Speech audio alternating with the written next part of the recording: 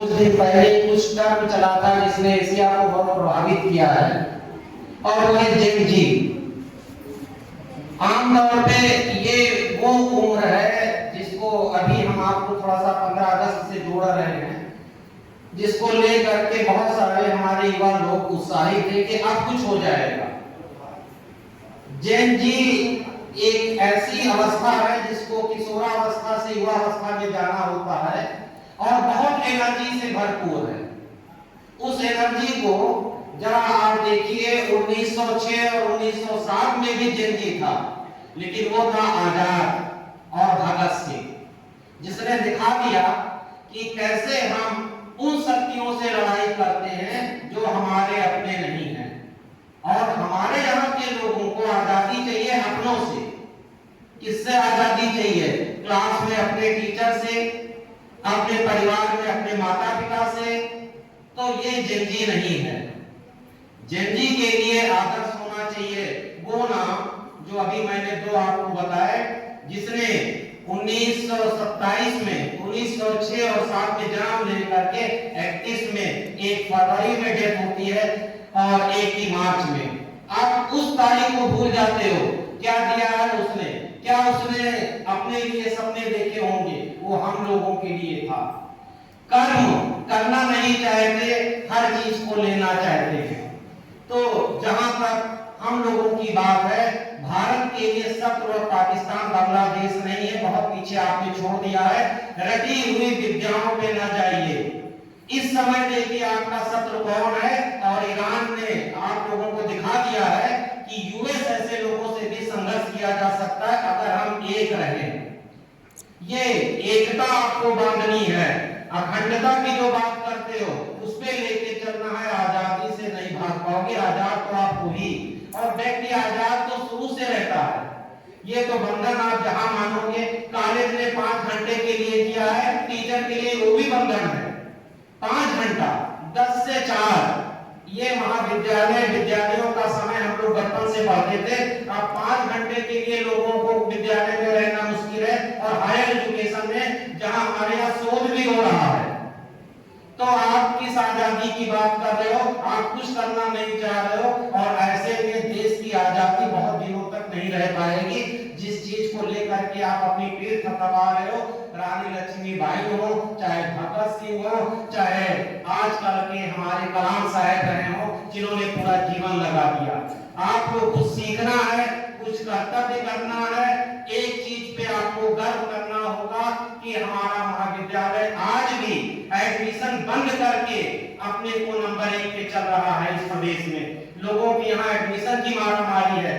तो आप उस क्वालिटी को अगर नहीं देखोगे तो बहुत पीछे चले जाओगे। एक बहुत थोड़ी सी बात कहेंगे आप लोगों का, ज्यादा समय नहीं लेंगे। अभी कुछ सरकारों ने कुछ दिनों पहले जो महाविद्यालय थे वहां पे छात्र संघ को बंद कर दिया। हम लोगों ने उसका स्वागत किया, नहीं होना चाहिए। लेकिन उसका एक दूसरा रूप आ गया है कि विभिन्न पार्टियों ने यहीं के छात्रों को ले जाकर के अपने साथ मिला करके, और अब जो इस समय की राजनीति आई है वो हमारे जो शिक्षक है उनके साथ भी हम व्यवहार कर रहा है। ये हमको समझ में नहीं आ रहा है। जो हमसे शिक्षा ले रहा है वो हम ही को आकर के बातें कर रहा है, और प्रशासन मौन है। प्रशासन ये नहीं कि उसको जाकर के रोके कौन है। बच्चों ने वीडियो डाल दिया है, वीडियो ऑनलाइन चल रही है। आपके माफी मांगने से अब क्या होगा? हमारे कॉलेज की जो गरिमा थी वो तो खत्म हो गई। आप अपने को देखो, और अगर इस कॉलेज में कोई घटना होती है तो जिम्मेदार हम सब होते हैं। कहीं ना कहीं ये जो शिक्षक की राजनीति की तरफ, या अपने साथ अपने विद्यार्थियों को ले जाकर के एक सत्ता की ललक की तरफ अपनी पहचान चाहते हैं, ये बहुत गलत हो रहा है। शिक्षा के साथ में खिलवाड़ हो रहा है, और ये बहुत लंबा नहीं चल पाएगा। और मैं जो इस समय की जो चिंताएं हैं जिस पे आप लोग नहीं ध्यान दे पा रहे हो, हर आदमी ये चाहता है कि कहीं ना कहीं हमको रिलैक्स कर दिया जाए, और उन रिलैक्स में केवल 2 ही हम लोग नेशनल फेस्टिवल अपने कैंपस में मनाते हैं, और वो है 15 अगस्त 26 जनवरी। सोनी सर ने सही कहा था, हमको चिंता थी कि सर 8 बजे कैसे आए होंगे, कितने बजे उठ करके चले होंगे। 10 बजे विद्यालय आ जाते हैं, बायोमेट्रिक नहीं है तब से 4-5 बजे जाते हैं, बाकी विभागों में देख लीजिए ताला बंद हो जाता है। क्या हम ऐसे ही 2047 में विकसित भारत बनाएंगे, शपथ लेकर के करेंगे? ये क्या है? ये तो खिलवाड़ है। केवल माँ बाप के सामने बुक खोल लेने से पढ़ाई होगी? अरे बहुत कर्तव्य निभाना है। अभी जिस जगह पे आप पहुंचे हो, इस विद्यालय को बी ग्रेड से ऑटोनॉमस लाने में जिन लोगों ने मेहनत की है उनसे आप पूछिए, एक एक पेपर को सोमी सर या बाकी हमारे प्राचार्य जो बैठे हैं किस तरह से जोड़ा होगा। आज भी हमारा महाविद्यालय कई बार ऊपर रैंकिंग में जाता फिर नीचे चला जाता है। ये कहां से नंबर 1 पे आएगा? ये भी हम लोगों के लिए चिंता का विषय है। समय से टीचर नहीं बना होता है, 24 घंटे का शिक्षक कार्य होता है। अब तो नहीं, पहले बच्चे हम लोग रात में 11 बजे सुबह 3 बजे फोन कर देते थे कि सर पढ़ा है इसको बता दीजिए, गुस्सा लगती थी। लेकिन उन बच्चों को सोचो जो बैठ करके पढ़ रहा है, उसको ये नहीं मालूम है कि हमारा शिक्षक भी आराम करता है, उसको लगता है हमको ये शिक्षक अगर कोई बता देगा तो आज हम राष्ट्र के काम आएंगे।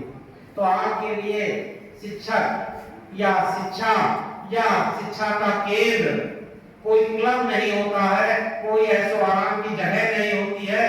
त्याग और समर्पण होगा तभी हमारा महाविद्यालय अपने को सही मुकाम पे पहुंचा पाएगा। और ऑटोनॉमस से बड़ा किसी महाविद्यालय के लिए कोई पद नहीं है, कोई गरिमा नहीं है। हम लोग इस समय टॉप पे हैं, अब केवल एक विश्वविद्यालय से दूर हैं। और अच्छा ये है कि आपकी संख्या उस विश्वविद्यालय में जितनी संख्या है उनमें सबसे भारी पड़ रही है।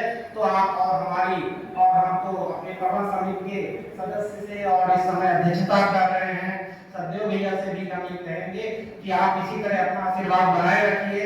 और महाविद्यालय के प्राचार्य जी से कहेंगे कि आपकी कर्मठता ने हम लोगों को ऑटोनॉमस में पहुंचा दिया है।